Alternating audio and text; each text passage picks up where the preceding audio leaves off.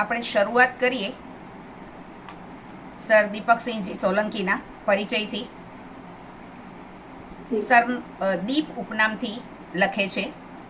તેઓએ MA BEd with ઇંગ્લિશનો અભ્યાસ કરેલ છે અને આણંદમાં માધ્યમિક શાળામાં શિક્ષક છે. તેઓશ્રીનો પ્રથમ ગઝલ સંગ્રહ દીપ નીચે અજવાળું,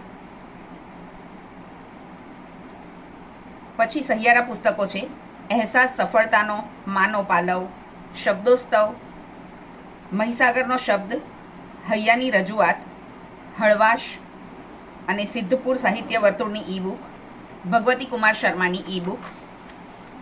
તેમની ગઝલો, ગીતો, કાવ્યોને ઘણા બધા ન્યૂઝપેપર, મેગેઝિન્સ, ઈ બુક, ગઝલ સંગ્રહ અને કવિતાના પુસ્તકોમાં સ્થાન મળેલ છે. અને ઘણા બધા નવોદિત કથા, નવોદિત અને નીવડેલ કવિઓની ગઝલ સંગ્રહ પુસ્તિકામાં તેઓનો શુભેચ્છા સંદેશ પણ હોય છે. પ્રસ્તાવના પણ તેઓ લખે છે. ઘણા સરકારી, જાહેર, ઓનલાઈન અને ઓફલાઈન કાર્યક્રમ તથા કવિ સંમેલનોમાં સફળતાપૂર્વક સ્ટેજ સંચાલન પણ કરે છે, હોસ્ટિંગ પણ કરે છે. ખેડા જિલ્લામાં તેઓ ઇંગ્લિશ સબ્જેક્ટના તજજ્ઞ તરીકે કાર્ય કરે છે. Spoken English, art of living, personality development, yoga જેવા ક્ષેત્રોમાં કાર્ય તેમણે કરેલ છે. Online singing, star maker app અને યુટ્યુબમાં 400 જેટલા ગીતો ગાઈને તેમણે અપલોડ કરેલ છે. તો ઘણું બધું આપણે યુટ્યુબ પર પણ એમના વિશે સાંભળવા મળી શકે. હળવું કંઠ્ય સંગીત, નાટક, ગઝલ રચના, પાદપૂર્તિ, વક્તૃત્વ સ્પર્ધા, નિબંધ સ્પર્ધા, એકપાત્રીય અભિનય વગેરેમાં પ્રમાણપત્રો મેળવેલ છે. હાલ ગઝલ ક્રાંતિ નામના ગ્રુપમાં મુખ્ય એડમિન તરીકે નવોદિત મિત્રોને ગઝલ કઈ રીતે લખવી એના માટે તેઓ પ્રયત્નશીલ છે. છેલ્લા 5 વર્ષમાં લગભગ 600 જેટલા નવોદિત મિત્રોને ગઝલ લેખન માટે તેઓ પ્રેરણાદાયી બન્યા છે. ઘણા બધા વોટ્સએપ ગ્રુપ્સમાં અને ફેસબુક ગ્રુપ્સમાં ઓનલાઈન અને ઓફલાઈન ગઝલ શિબિરનું આયોજન કરી તેઓએ ગઝલ પ્રશિક્ષણ આપેલું છે અને આજે આપણને તેમનો લાભ મળવા જઈ રહ્યો છે. તો સર, હવે સ્ટેજ આપનું છે.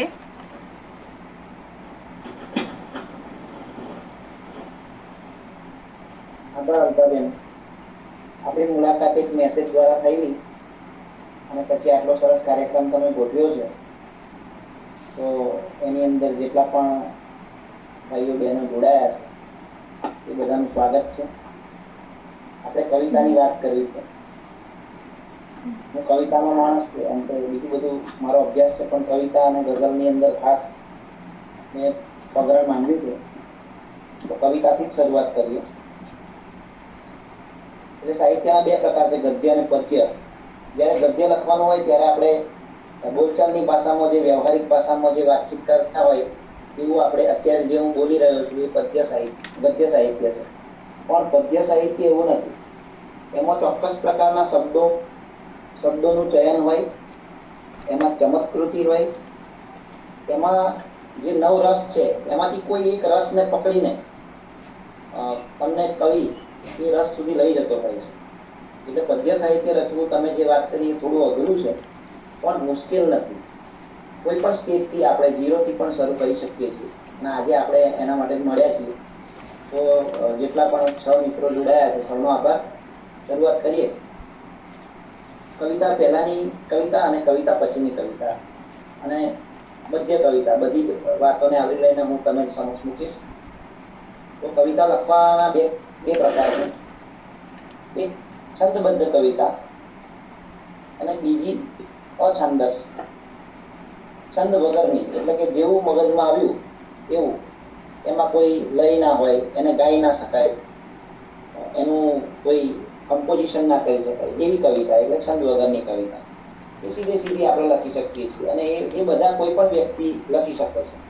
પરંતુ જ્યારે છંદબદ્ધ કવિતા, ગઝલ, ગીતની વાત આવે ત્યારે એમાં થોડો અભ્યાસ માંગેલ એવી વાત છે. છંદો ગુજરાતી ભાષાના જે પ્રાચીન છંદો છે, મંદાક્રાંતા, શિખરણી, પૃથ્વી, વસંત તિલકા, આ બધા જે પ્રાચીન છંદો છે એના નિયમો થોડા જુદા છે. અને મારે જે તમને ગઝલ તરફ લઈ જવાના છે એના છંદો પ્રમલ છંદ છે, મુત્કારી છંદ છે, મુદ્દારિક છંદ છે, કામિલ છંદ છે, એના થોડા નિયમો જુદા છે. એટલે અત્યારે હું સ્પષ્ટીકરણ કરી દઉં કે તમે મને એમ કહેશો કે શિખરણી છંદ શીખવાડો તો એના વિશે હું વાત નહીં કરું. મારે જે ગઝલ તરફ તમને લઈ જવાના છે એના વિશે જ આપણે મુખ્ય ચર્ચા કરીશું. અને સમય મળશે તો 3 દિવસની અંદર એ પ્રાચીન છંદોમાં પણ થોડી થોડી આપણે અંદર ચાંચ ડુબાડવાનો પ્રયત્ન કરશું. તો પહેલી મારી જે વાત છે એ આપણે ગઝલની વાત કરીએ, કવિતાની વાત કરીએ. કવિતાનો પ્રકાર છે ગઝલ, અને ગઝલ વર્ષોથી ઉર્દુ ભાષામાં લખાતી, પરંતુ ધીરે ધીરે ઉત્તરોત્તર એની અંદર કેટલાક ફાટાઓ ફંટાયા અને ગુજરાતી સાહિત્યની અંદર ગુજરાતી લોકોએ પણ એને પસંદ કરી અને ગુજરાતી સાહિત્યકારોએ ગઝલની અંદર પગરણ માંડ્યું છે. અને અત્યારે ગુજરાતી ગઝલ એ બહુ આપણે પંકજ ઉદાસ ગાય છે, બરાબર, મરીદ સાહેબની ગઝલો છે, એ ખૂબ જ પ્રચલિત થઈ છે. અને આધુનિક જે મોડર્ન લોકો છે એ પણ શેરો શાયરી અને ગઝલની અંદર પોતે લખવા માટે પ્રયત્ન કરે છે. તો ગઝલ એ ઉર્દુ સાહિત્ય પ્રકાર છે. ગઝલ પહેલા લખાતી હતી. ગઝલનો અર્થ થાય છે પ્રેમિકાને લખેલો પ્રેમપત્ર, એટલે એમાં પ્રેમની વાત મુખ્ય હતી. પણ પછી પ્રેમ એ તો ઈશ્વરનું જ એક સ્વરૂપ છે. એટલે ગઝલના 2 પ્રકાર છે, ઇશ્કે હકીકી અને ઇશ્કે મિજાજી. એટલે ઈશ્વર તરફ ગઝલ આપણને લઈ જાય અને એક તરફ પ્રેમિકા અથવા પ્રેમી તરફ, પ્રિયતમ તરફ આપણને લઈ જાય. એમ 2 પ્રકારે ગઝલ લખાય છે.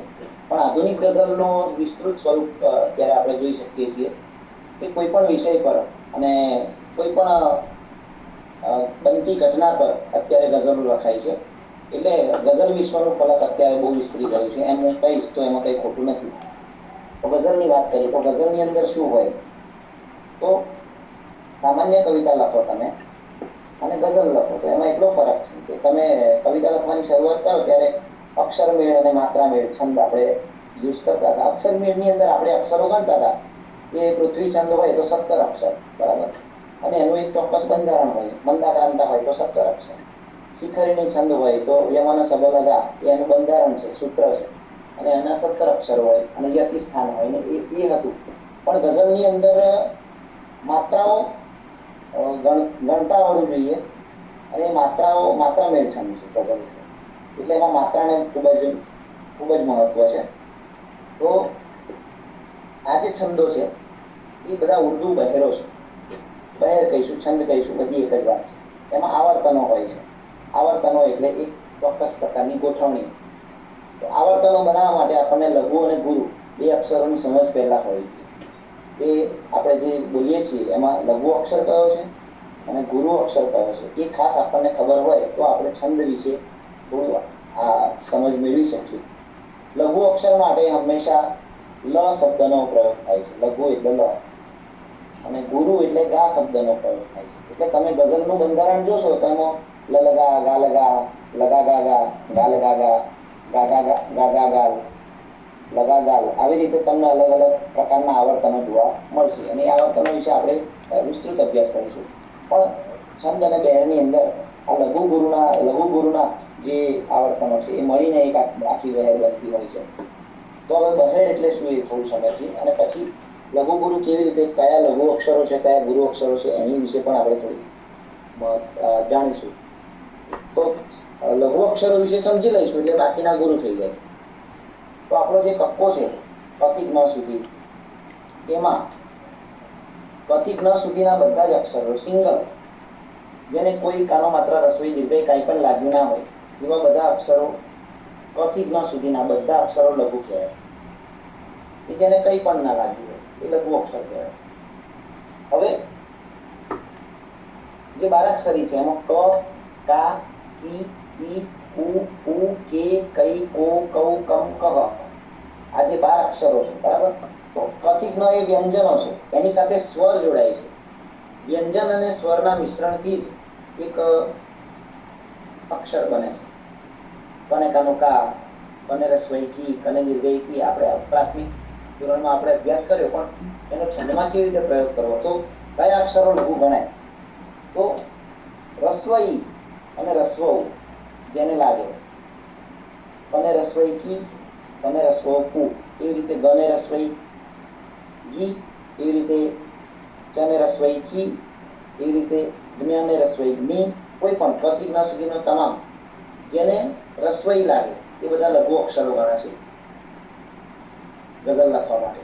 એવી રીતે રસ્વ ઉ લાગશે, જેને રસ્વ ઉ લાગશે, અને રસ્વ કુ, ખાને રસ્વ કુ, અને રસ્વ ગુ, અને રસ્વ ટુ, આવા બધા જે રસ્વ ઉ અને રસ્વઈ લાગશે એ બધા અક્ષરો લઘુ ગણાશે.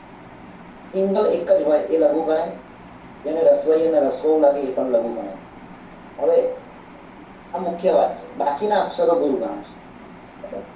તો આપણે હું તમને એક શબ્દ કહું કે આપણા, આપણા શબ્દ છે, તો એમાં આ એ ગુરુ અક્ષર થયો એટલે એના માટે આપણે ગા લખીશું. પ એને કાંઈ પણ લાગ્યું નથી, અપરિણિત છે એવું કહેવાય, સિંગલ છે, તો એને એના માટે આપણે લ લખીશું. અને અણા માટે આપણે ગા લખીશું. તો આપણા માટેનું આપણા જે છે શબ્દ એનું બંધારણ શું થાય? ગા લ લા. તો આ સમજણ આપણને પડશે તો એના પરથી આપણે કોઈ પણ છંદનું જે બંધારણ છે એ મુજબ અક્ષરો, લઘુ ગુરુ અક્ષરો ગોઠવીને આપણે કવિતા લખી શકીએ. આ એક પ્રાથમિક સમજ છે. પછી એમાં છૂટના પણ નિયમો છે, એ પણ તમને આગળ સમજાવીશ. પણ હવે લઘુ અક્ષરોનું મિશ્રણથી શું થાય છે કે એક જ લઘુ અક્ષર હોય તો લઘુ, રસ્વઈ અથવા રસ્વ હોય તો લઘુ, બાકીના તો બધા ગુરુ છે. હવે બે લઘુ અક્ષરો મળે જેમ કે કર, કર, તો એનું પ્રારંભિક માપ શું થાય? લ, લ. મત, બસ, પર, આવા જે બે અક્ષરો છે લ, લ, એનું માપ શું થાય? લ, લ. પરંતુ બે લઘુ અક્ષરો ભેગા થાય એટલે ગઝલની અંદર, છંદની અંદર એનું માપ થશે ગુરુ, એટલે ગા લખાશે. ચલ તો ગા, ગણ તો ગા, વડ તો ગા, લ લ બરાબર ગા, લ લ બરાબર ગા. તમે લખો છો એટલે નોટ કરતા રહેજો. બે લઘુ અક્ષરો સતત મળે તો એનું માપ થાય છે ગુરુ અક્ષર, એટલે ગા થાય. એટલે છંદની અંદર આપણે એને ગા તરીકે લઈશું. દાખલા તરીકે હું તમને કહું કે કરવાનું, તો કર ભેગું બોલાય છે, તો કરનું માપ થશે ગા, પછી વાનું માપ થશે ગા, અને નું માપ પણ થશે ગા. આ રીતે કોઈ પણ શબ્દનું આપણે લગાત્મક, જેને આપણું માપ કહું છું એને છંદની ભાષામાં લગાત્મક કહેવાય. લઘુ છે કે ગુરુ છે એનું આપણે માપ કરીએ તો એનું લગાત્મક કહેવાય, એ લગાત્મક એનું માપ. હવે આગળ થોડી વાત કરીએ તો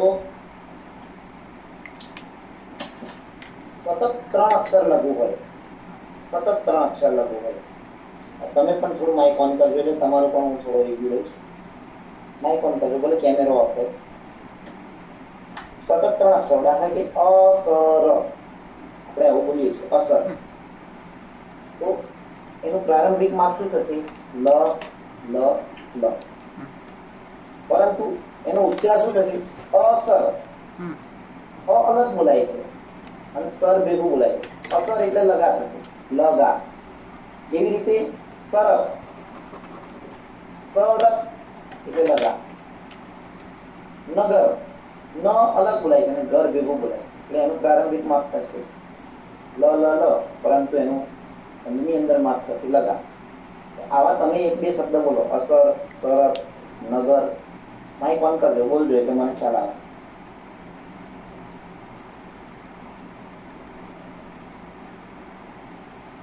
મેઘાવીજી, પારુલબેન, કેયુરીજી, મનીષાબેન.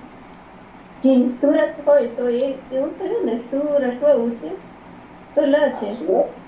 જો આપણે એવા શબ્દ લેવાનો જેમાં 3 3 કઈ પણ કાનો માત્રા નથી. અચ્છા, હા, 3 3 અવર્ણિત એવા લેવાના. અચ્છા, હા. જેમ કે ગલત, શરમ, હા, ગલત, ગલત. ચાલો, ગલત એટલે લગા, બરાબર છે. હા. નજર, ડગર, સફર. નજર, ડગર, સફર, ઓકે, લગા. પરત, લગા. જમણ, જમણ, લગા, બરાબર છે. કરમ, કલમ, લગા, બરાબર. કમળ, લગા. કમર, લગા. જન્મ, લગા, સરસ. શરમ, લગા. મરણ, લગા. બરાબર છે. ચલો આમાં સમજણ પડી ગઈ હશે. થોડા આગળ વધીએ. હવે 4 અક્ષરો સતત લઘુ હોય, 4 અક્ષરો, જેમ કે